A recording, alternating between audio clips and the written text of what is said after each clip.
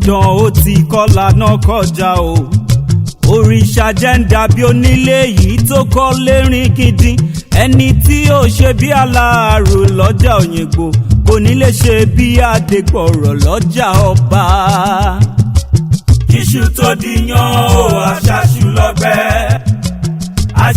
lọ́gbẹ́ tán àkóṣù lé náà iṣu jìnnà tán o àkóṣù lódò ohun ojú iṣu rí kó tó dìyàn ẹnìkan mọ̀ odò ní pariwo. Kí ló ní ìgbà pé mo lọ sẹ́niwẹ̀ ní máa kí ló ń ṣe ẹ́ kí ni gbogbo eléyìí náà what is the meaning of this báwo kí ló ń gbé mi lọ sẹ́niwẹ̀ lẹ́nì kí ló bá débẹ̀ kan gbé mi lọ sẹ́niwẹ̀ lẹ́nì òṣìṣẹ́ àwọn kùtùkùtù bẹ̀rẹ̀ tí ṣe ogun pálapàla yìí kí ló fi pọ́n ẹ lé oní mi lọ́bíṣẹ́ mi understand ẹ o kí ló ń máa jókòó sílé ṣe odidi èmi máa lọ́mọ tì mí mọ́lé oní mi máa lọ́ kó this is quite unbelievable. Ẹ káàbọ̀ sí orí ètò KISUTODIYAN. Àwọn àgbà bọ̀ wọ́n ní KISUTODIYAN àgbẹ̀sùlódó kágbàdo tó dẹ̀kọ́ alọ̀ wọn papọ̀ ọmọ tó wáyé ẹ ṣe jábí baba ká tó bì yálé ìgbọ̀rọ̀. Orúkọ mi ni Ọpẹ́yẹmí Ọláníyì tí gbogbo yín mọ̀ sí Ọlọ́yọ̀ọ́. Àlejò wa ẹ máa ń dárúkọ yín fún àwọn ará ilé lẹ́kùnrẹ́rẹ́. Ẹ kú dédé àsìkò yìí o ojú tẹ fún wa òtún lè fọ́ ibi jẹ̀dẹ̀ ní bó wa náà ní dídágbára Ọlọ́run. Adeniyi Johnson lórúkọ tèmi àwọn kan máa pè ní bàbá àbèjì àwọn kan tó pè mí lágbo aṣọ ọdún gbogbo náà mò ń jẹ́ ní bàbá wa kálọ̀. Ó dà àlejò wa Adeniyi Johnson tí a bá bí ni ó ti tó bí Christmas mélòó àbí Iléyá tẹ́tí lò lórí ètò pẹ̀lú. Ó ti lé lógójì o ó ti lé lógójì ó ti lé lógójì ti fẹ́ dáhùn gan. Tó túmọ̀ sí pé òjò ti ń pa gúnbọ̀. Ó pẹ́ díẹ̀ ó pẹ́ díẹ̀. Ní ṣókí ẹ kàn bá mú àwọn iléèwé tí ẹ lọ.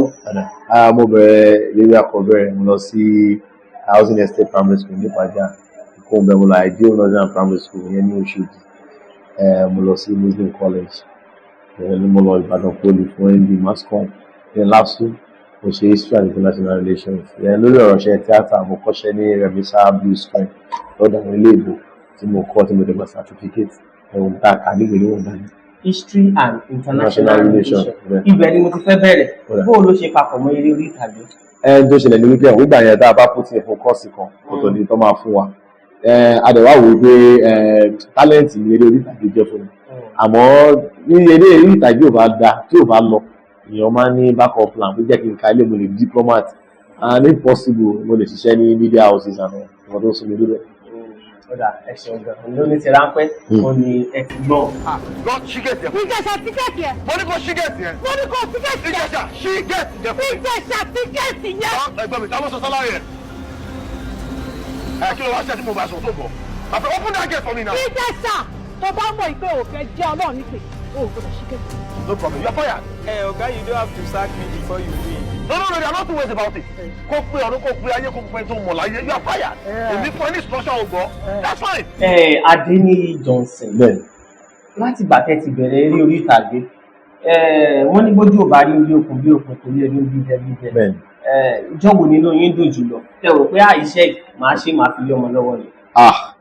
Ìjọ tí ó di wípé èmi náà jáde àbọ̀ yẹn ni ẹ ti ń dá mi mọ̀ ládùúgbò tí iṣẹ́ àdúgbò tí mò ń gbé ẹ̀mọ̀ ọ̀tọ̀ ní pébi tí mò ń gbé àwọn alẹ́ àti bèrè a máa ń rí lẹ́kọ̀ọ́ àwọn alẹ́ ló máa ń kọ́kọ́ mọ̀ inú kọ́mpáǹdì bọ̀dá yẹn wà nínú kí ni a máa rí wọn lẹ́kọ̀ọ́ bọ̀ bí kéèyàn kúrò ládùúgbò pátápátá bíi pé kéèyàn kúrò ní kọ̀tún kó lọ sí irú Ifọ̀ máa rí bọ̀bọ̀ inú fi mi wọ́n ti mọ̀ mí ó dáa ọ ìgbà tó di pé àwọn veterans àwọn bẹ̀rẹ̀ sí ní pè mí lórúkọ mi directly ẹ̀rọ àwọn dídé kò sọ pápá ìdíje ní ìbáwọn ni àwọn ọ̀gá mi lò ní ìbáwọn ni ẹ ti ń borúkọ mi tó jẹ́ ọ̀kan tó dùn mọ́ mi àjẹ́ àtẹ̀rẹ̀ àmọ́ òkú wa adẹ̀dúpẹ́ lọ́wọ́ Ọlọ́run fàṣẹ débi rẹ̀.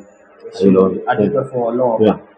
Adeniyi Johnson ẹni apá ibi ọ̀dọ̀ àwọn olóyìnbó lẹ ti kọ́ lọ́dọ̀ àwọn olùgbàgbọ́ lọ́dọ̀ Remisa Blue Screen Ray Austin Alechenu lórúkọ ọ̀gá mi Ray Austin Alechenu òun ló produce blockbuster movie yẹn Moving Train lọ́dún náà ọ̀gá mi náà wà lára tó mú Mercy Johnson wá ó dà pé Johnson lọ́rùn sí. Adeniyi Johnson Mercy Johnson. Mo ti ẹ̀fẹ́ bẹ̀rẹ̀ pé ìjẹ́ ó ní bẹ́ẹ̀ ṣe relate papọ̀ àrí ara ibi tẹ́ ti relate papọ̀ náà nìyẹn Baby Johnson náà wà Johnson ti pọ̀.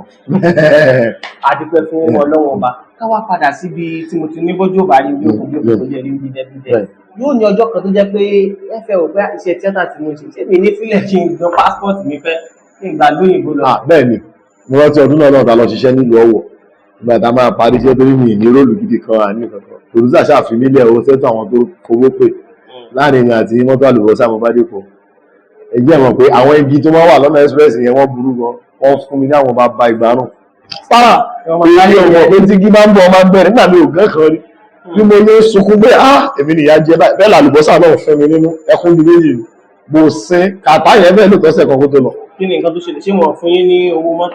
ẹ mọ̀ pé ayé ọ̀sùn nígbà yẹn ni àwọn ọ̀sùn ní tí ròbá máa yọ já lọ ẹni tí ní ìyọnu ìjẹ́ pé bí a mọ important nínú iṣẹ́ yẹn you understand tèmi náà kọ́ lọ pé bí bàtà àwọn abó ṣe máa dá àwọn tẹ̀lé aṣẹ́ kan ò já lọ òun ni tó ṣẹlẹ̀ bá dúpẹ́ lọ́wọ́ náà lẹ́nu ìjẹ́ ẹ̀ mo gbà tí mo délé tí mo sùn tí mo jí gbogbo ara ro ẹ wo mo lọ́gbọ́n pálí jẹ́ lọ rédíò station kí wọ́n máa ṣe present mo ní àṣẹ máa score mo dẹ̀ mọ̀ ọ̀rọ̀ sọ díẹ̀ àmọ́ gbà tá a máa try rédíò station yẹn náà kò happiness ń jẹ́ ó padà sí náà. ibi tí orí bá dání sí gbàgbé ẹ̀ bá padà sí ibi orí ìtàgé láti bàtẹ́ ti wá bẹ̀rẹ̀ yóò ní àwọn kan tẹ́ ti bá pàdé pé tí mo bá ń sọ ìtàn ìgbésí ayé mi tí mo bá ń bóyá biography ni get ní lè ṣe láì mọ́ fi tiwọn sí. òótọ́ ni wọ́n ti ẹ̀kọ́ àkọ́kọ́ náà tó mú wá sí Yorùbá fún gangan Lékan Àyìndé ló máa ń kọ́ sí Yorùbá fún láyé ìnáwó lórí mi lórí wa then ọ̀gá mi Mercy Aigbe àwọn ọlọ́kọ́ fún mi ní sublead ní Yorùbá mi ò lè gbàgbé àti Funke náà Funke Akindele àwọn náà ṣe bẹ̀rẹ̀ láyé mi torí ọ̀dọ̀ àti Funke ni àti Mercy ti rí mi Femi Adebayo náà gbìyànjú lórí ayé mi ìdúpẹ́ lọ́wọ́ náà so àti ọ̀pọ̀ bẹ́ẹ̀ tí mo jẹ àǹfààní wọn èmi ní collection of ọ̀gá gbè ní Yorùbá industry. Iṣẹ́ tẹ́lẹ̀ Mercy Aigbe tí fi ń ṣe sublead yẹn kí ni àkọlé sí iṣẹ́ rẹ̀? Ajì Àjẹmílá. Ajì Àjẹmílá. wọ́n ṣe ò bá fún mi tí wọ́n kọ́ ṣe bí ògiri ò bá lanu. bí ògiri ò bá lanu. bẹ́ẹ̀ni ọdún ìlú ó ti pẹ́ mi ìlẹ̀ rántí o a ti máa lọ bí tí wàá máa lọ bí etí yàgbé tí ó ti pẹ́ o ó ti pẹ́. ó dà ẹ̀sùn gàdí tó ń pọ̀ lọ́wọ́ ní ọ̀rọ̀ ọmọ kan méní méjì fún àwọn tí wọ́n ṣẹ̀ṣẹ̀ ń dìde lọ́nà. Tẹ pamọ́ṣẹ́ tó bá fẹ́ ṣe tíátà lọ kọ́ṣẹ́ tó jẹ́ fàdúrà kún ọ̀rọ̀ mo ní talent láti lè wa ọ̀rọ̀ lọ gba training ó mọ tọ́pọ̀ opportunity ó mọ kámẹ́rà ń lò ó mọ kọ́tọ̀ lọ kọ́ kó fàdúrà kún kó dẹ̀ nítẹríba àtìrẹ̀lẹ̀ lẹ́yìn yẹn kò síbi tó lè gbé fàdúrà kún ọṣẹ́ ìkó mọṣẹ́ ìkó dẹ̀ nítẹríba àtìrẹ̀lẹ̀ ó ti tán Ọlọ́run àbí ògbó àgbà. That is all I can afford for now. Ibi tí ipa mi pín sí nìyẹn bá mi bá bẹ́ẹ̀ ṣùgbọ́n. Azan ọ̀rẹ́ máa ń yà mí lẹ́nu gan-an. Má fi nǹkan bá iṣẹ́ mi lọ́wọ́ this is Monday morning don't do this. Okay wọ́n ní o jẹ́ kó tilẹ̀kùn stop. wọ́n ṣe 50k báwo mi ṣe tilẹ̀kùn stop. Babe. Yeah? Oh, ti seven. Ṣé bá bọ́ lóun wájú ẹ̀yẹn? Ẹ̀mí ní jábọ̀ òun ní bí o ti seven kò sí kankan wọ̀ ẹ́. Repercussion pé o fi 15k àárọ̀ lẹ́nu yẹn. Yeah. Mo bọ̀ kí ló tún ṣe báyìí fún mi. Mo lọ látàárọ̀ ìwọ̀n àwọn tèmi àti ẹ̀ máa jẹ lọ. Tó dẹ̀ mọ̀ pé mi kì í jẹun ta tí màá délé mi ò jẹun.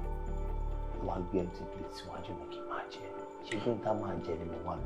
Ọ̀rọ̀ báyìí tó wà ń sọ náà ni mo rà. Pẹ̀lẹ́ but omi tútù wà nílé o. Kò sí nǹkan náà máa jà. Pẹ̀lẹ́ baby, yes of course you can. Ṣó fẹ́ wọ padà ni? Ṣó wàá ṣáwà? Omi wà nílé o tó tutù. Ìyẹn wà olórí ọ̀fẹ́.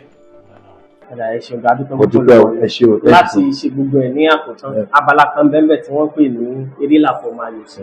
Ẹ bá ń dárúkọ orúkọ obìnrin tó bẹ̀rẹ̀ láti H mẹ́wàá. Bẹ́ẹ̀ni. Adéṣẹwà.